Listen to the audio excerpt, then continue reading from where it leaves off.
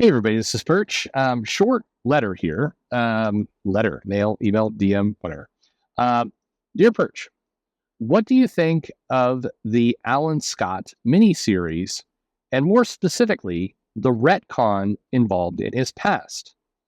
I'm not talking about him being gay, although I do believe that is a retcon. DC can say forever that the character was always gay, but he was written very differently for several decades. Sure. I'm talking about how the lantern was found and how it was given to Alan, which is a complete change from his past and how and it, okay. It's a complete change from his past and how he got the lantern. Okay. And then that sentence is repeated for some reason. Tell me what you think. Curious, your thoughts. All right. So, this is a hard, it's not that hard. So what we're talking about, to be specific, is there's this Alan Scott miniseries by Sheridan. And in issue number 2, we get a scene of Alan getting the lantern. And it's up on the, it should be on the screen now if you're seeing it. And it's very different, like completely different from the past. And, I don't know why. You could argue that this isn't a retcon at all, but when, Alan Scott was restored to the timeline back in Doomsday Clock, then it's not a retcon because it's a new continuity. Sure, that could be. But the other argument I've seen is like, hey, look, Tom King is over there doing stuff with Adam Strange. It is out of continuity. This Alan Scott comic, is it in continuity? Is it like half in, half out? This is one of the things where I think DC has done a pretty big disservice to itself, in that there's comics that are obviously in continuity, or I don't know, it's a problem. Maybe they're not. So Batman, for example, Batman right now, Chip Zdarsky, it is the flagship Batman title. It is in continuity, right? It has to be. It is in continuity. White Knight, the series that Sean Murphy did, is not in continuity. That's pretty obvious, right? It's a different Batman, different multiverse, different origin story, all different things. Okay. I think you could look at Sean Murphy's thing and say, clearly not in continuity, clearly its own thing. You could look at Chip Zdarsky's Batman and you could say, in any kind of rational world, this comic is in continuity. It is the main Batman title, still the main Batman story. It is in continuity. But then you get stuff like Strange Adventures and Danger Street and some of the other things, and the Penguin series that King is doing right now. And you're like, are these in continuity? Are they not in continuity? The answer has been they're continuity-ish. But, the series where Ice murders Sky Gardner and he gets killed, but then he's not actually killed, but then Ice like all this kind of stuff. They're like, well, that wasn't actually in DC continuity, but it was utilizing those characters. Like, that was a Human Target series. Like, you start to wonder, and I'm going to be, too critical here, but if the title is out of continuity, then, but it's using all characters that have an existing continuity, and it's not changing them in dramatic ways, like in White Knight, it's very clear that's a different Bruce Wayne, different Batman. What is the point of them? So that Strange Adventures comic where Adam Strange turned out to be kind of a war criminal and just kind of a generally awful person and was killed in that comic. You're either reading that comic and saying, this comic is so well written, the story is so brilliant that I'm reading it for the story, even though it doesn't matter in terms of the ongoing continuity story. It's like an Elseworlds version. But not being labeled Elseworlds and not being clearly something different, it sits in this weird middle zone of what is this product exactly and why does it exist? And, I don't mean that from a negative, like this comic shouldn't exist, but it's confusing. So, and it creates situations that we come to this Alan Scott story Here's a conundrum that I think we find ourselves in: is does this comic matter? Okay, on one hand, it's we're trying to restore things to the JSA. We're trying to give Alan Scott more backstory. We're trying to do things with characters that haven't been done, haven't had much attention in the past. And for the moment, forget about whether he was always gay or recently gay or any of that kind of stuff, and say, well, DC is trying to create a book for a gay audience to appeal to that new audience they're always talking about. And this book will do that. All the gay comic book readers that want a gay hero, they want to be able to see themselves as a Green Lantern. Fine. Let's just pretend for a moment and say it's going to hit the mark and do all those things. But but when you retcon his past, you're kind of left with the question of, all right, so is this a doomsday clock situation? In which case, that's super convoluted and kooky for a new reader, the person you're trying to attract, to come in and have a completely different origin. Now, keep in mind, the new reader is going to come in and not know that there was a different origin at one point in the past. The new reader is just coming in kind of blank slate, going, well, I guess this is always the way it is. But if you succeed and they like the character, and this is the problem, because and just I'm talking this through with you, play this out, or as you call it in a corporation, war game this out for me. Your goal as a publisher is to get a new reader. You put out a comic that is designed to appeal to that new reader, and let's say you succeed. Let's just say for the moment you get them.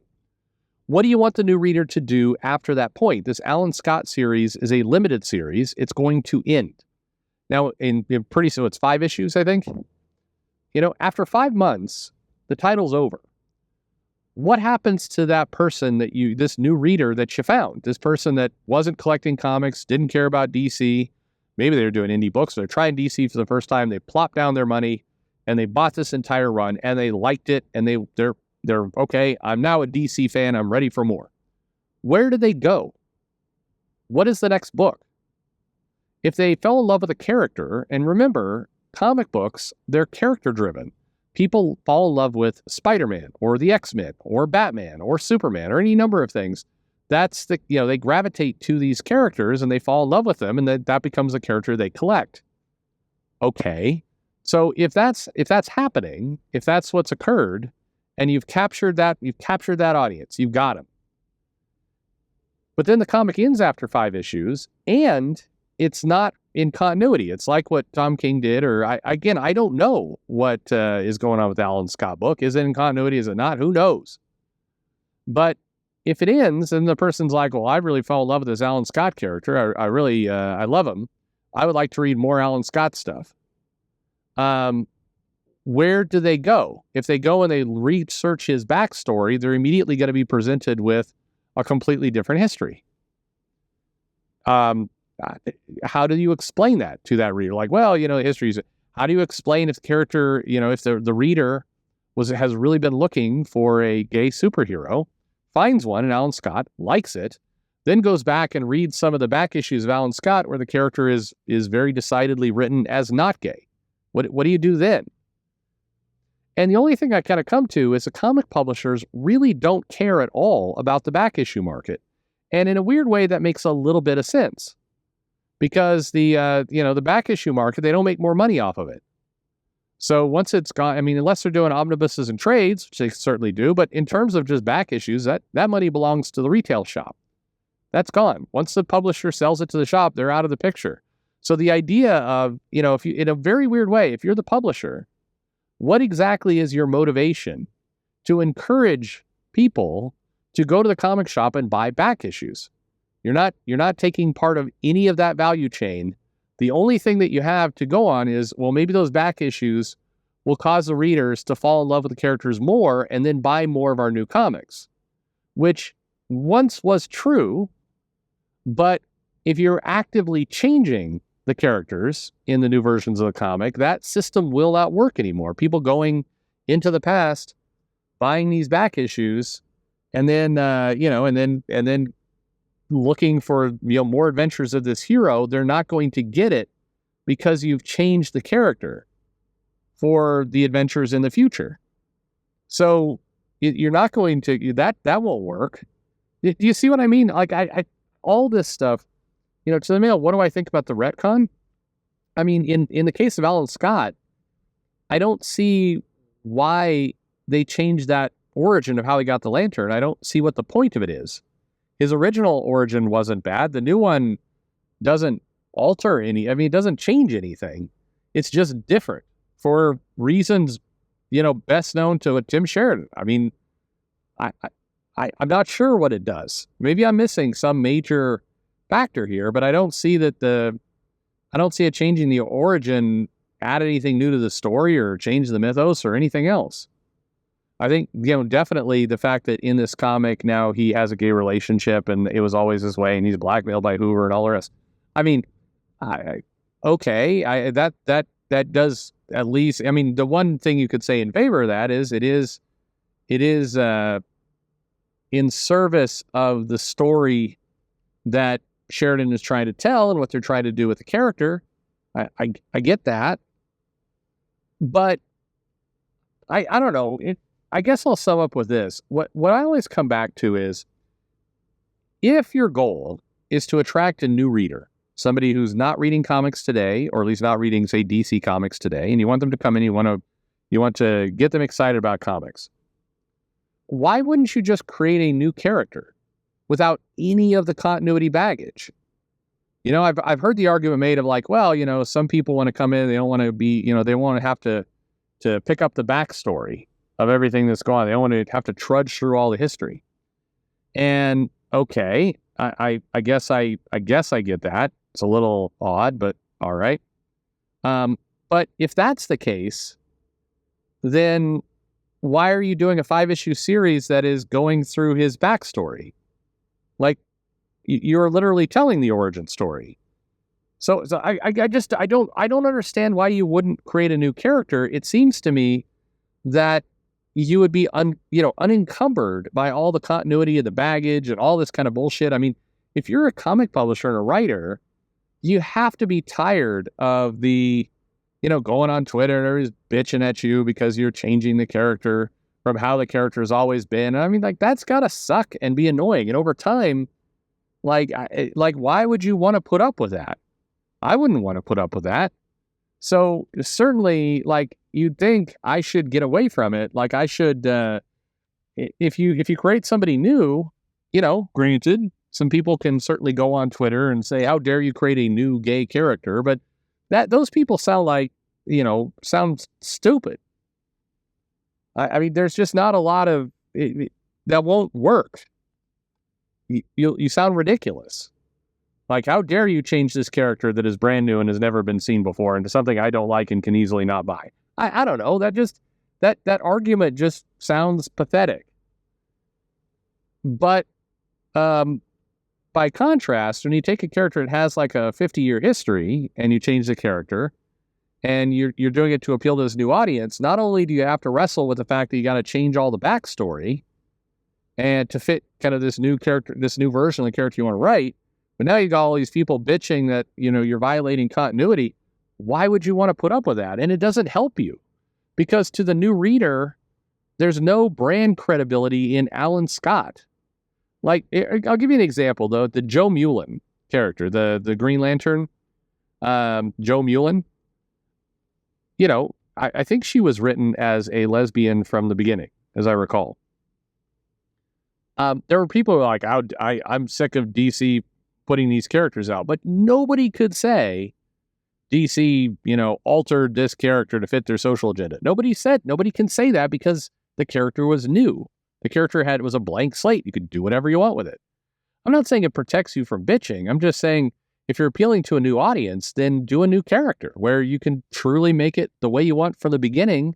You don't create these weird situations because, and again, I doubt this hypothetical would actually occur, but I can see a reader, if this new kind of mythical reader that the comic publisher says they want, pick up Alan Scott, like it, go, finally, a comic for me, and say, I really like this way it's written, I really like the character, I really like the fact that you got a gay superhero, and you've gone into the past, and you've done all this kind of stuff. Man, this is my new favorite character from DC. I'm going to go buy the other issues he's in. And then immediately be like, well, what the hell? The character is completely different. Same thing with Iceman. I remember when Iceman came out, they had that title with Cena Grace, and it was like, and Marvel was promoting at the time like, this is going to bring in a new gay audience of readers. And I highly doubt that's true. I think the people who are gay who like comics are already reading comics, because it turns out when you open up a comic or watch a movie or do any of that, your first thought is not, I hope this character is gay like me. You're looking for something exciting. When I watch Indiana Jones and Raiders of the Lost Ark, I did not go into that movie going, you know what? There's one thing I want out of this movie. I want to see Indiana Jones in a heterosexual relationship, because I am also heterosexual and I want to make sure that he is making out with women. I don't care about the adventures, the snakes, the jumping in front of boulders, all the rest. I just want to make sure that this is a hetero man. That's what I go for. Hetero man. Wait a minute, that doesn't sound right. Anyway, nobody does that. This isn't how human beings work. People, I've had lots of gay clientele come into my shop and our pull box customers. I've talked about a guy who worked in my shop, one of the best employees I ever had by a mile. And they, people who are gay liked all kinds of comics. Some like The Flash, some like Superman, some like, Wolverine, they liked all kinds of things. Nobody ever came in and said, I'm only looking for titles with gay characters because I myself am gay and I need gay characters in my gay comic. Like that just doesn't happen. That's not how customers are. So again, I think that all this stuff is baggage. And now have a mail of somebody writing in going, how do you feel about how they retconned his origin? Well, I mean, yeah, they did-ish, but it didn't matter. Like this origin's just different for no apparent reason. And it's gonna, will irritate the people who are, who've been reading the character for some time. It'll irritate them more because it feels like a meaningless change, because it is. And for new readers, it's irrelevant that you changed it. It doesn't make it more new reader friendly. And if they ever go and try and, read other issues of this character, in theory, you want them to love, well, now it's going to be weird. So I'm not sure what is being gained here. That's the struggle. And again, to come up again, I think if you're going to appeal to a new audience and you want to write a character that, fits whatever kind of demographic you want to do, I don't see the value in, repurposing an existing character, especially an obscure one. I mean, at the very least, with Spider-Man, you can make the argument of like, well, that character is so popular, it gives us a boost up. But Alan Scott, like there's not, I think Tim Sherr may have pointed this out, and in this case, he would be correct. There's not 100,000 rabid Alan Scott fans out there who's like, this is my favorite character of all time, and now you've ruined it. Nope, there's just not. So why not just go with a new character? What do you gain by reusing that? And especially if they're a Green Lantern, shit, there's Green Lanterns all over the place. Like you can invent those any day of the week. I mean, all the characters. You got the Superman family, Flash family, Wonder Woman family, Green Lantern family, like Bat family. There's fucking families of characters all over the place. You can invent them until you're blue in the face. Why not? I just don't get it. I don't get what benefit there is. And it feels like it's only drawback. It's only liability when you do this for your own business. Now, keep in mind, for people who like to misinterpret what I say, I'm not saying no gay characters. I'm saying, why wouldn't you create a new one where you could write them exactly the way you want from the beginning, from the jump, rather than try and retcon things into the character that, frankly, will just piss off old readers, not matter to new readers, and, doesn't really do anything. Like, this doesn't make good business sense. Anyway, I don't know. This is an old man shouts at cloud kind of moment where it's like, this doesn't make good business sense, says guy to, people in the editorial department making $40,000 a year. Yeah, it's sure. Sure. Anyway, I don't know. Is there some? What am I missing here? Like, doesn't this seem all just kind of pointless to you? Right? No. Thanks for listening.